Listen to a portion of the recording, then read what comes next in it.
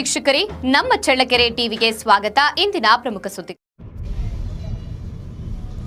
ಚಿತ್ರದುರ್ಗ ನಗರದ ಖಾಸಗಿ ಶಾಲೆಯೊಂದರಲ್ಲಿ ನಿರ್ಮಿಸಲಾಗಿದ್ದ cement stage ಏಕಾಏಕಿ ಕುಸಿದು ಬಿದ್ದ ಪರಿಣಾಮ 10ಕ್ಕೂ ಹೆಚ್ಚು ವಿದ್ಯಾರ್ಥಿಗಳು ಗಾಯಗೊಂಡಿರುವ ಘಟನೆ ನಡೆದಿದೆ.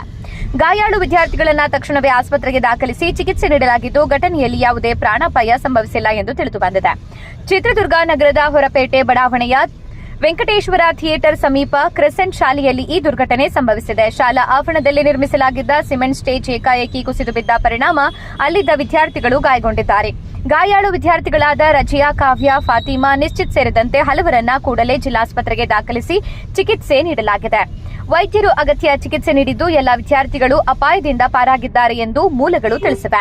ಇನ್ನು ರಾಜಕಾಲುವೆ ಮೇಲೆ ಶಾಲಾ ಕಟ್ಟಡ ನಿರ್ಮಾಣ ಮಾಡಿರುವ ಹಿನ್ನೆಲೆಯಲ್ಲಿ ಈ ಅವಘಡ ಸಂಭವಿಸಿರಬಹುದು ಎಂಬ ಅನುಮಾನ ವ್ಯಕ್ತವಾಗಿದೆ. ಮಾಹಿತಿ ತಿಳಿದ ಕೂಡಲೇ ಚಿತ್ರದುರ್ಗ ನಗರದ ಠಾಣೆ ಪೊಲೀಸರು ಸ್ಥಳಕ್ಕೆ ಭೇಟಿ ನೀಡಿ ಪರಿಶೀಲನೆ ನಡೆಸಿದ್ದಾರೆ. ಚಿಕಿತ್ಸೆ ಬಳಿಕ ಗಾಯಗೊಂಡ ವಿದ್ಯಾರ್ಥಿಗಳನ್ನು ಆಂಬ್ಯುಲೆನ್ಸ್ ಮೂಲಕ ಶಾಲೆಗೆ ಮರಳಿ ಕರೆತರಲಾಗಿದೆ.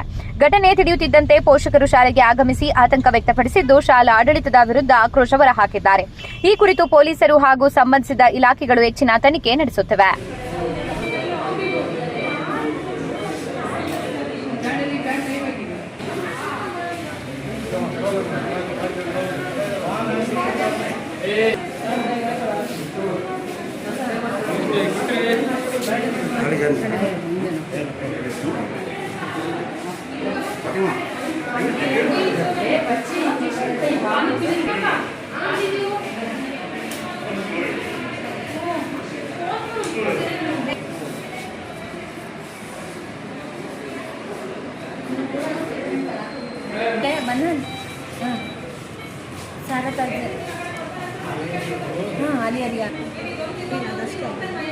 ಅದೇ ರಜಾನ್ ಬಂದಿದ್ದ, ರಜಾನ್ ಬಂದು ಕರ್ಕೊಂಡು ಹೋಗಿದ್ದಾನೆ.